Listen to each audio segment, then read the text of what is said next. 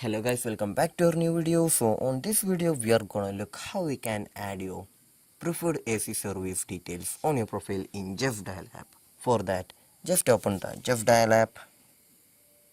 After that, here we just need to go to the profile option on the top left corner. Just tap on the top left corner. In here we can just see an profile icon right there. Just tap on the top left corner once again.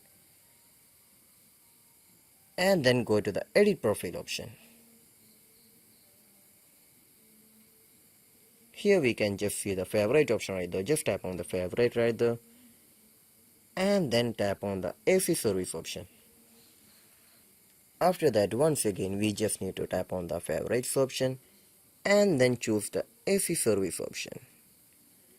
Here we can see a lot of AC services right there. Choose whichever you prefer that the AC details. So after choosing your preferred AC service details, we can. So after choosing whichever preferred AC service details that you need to add to your profile,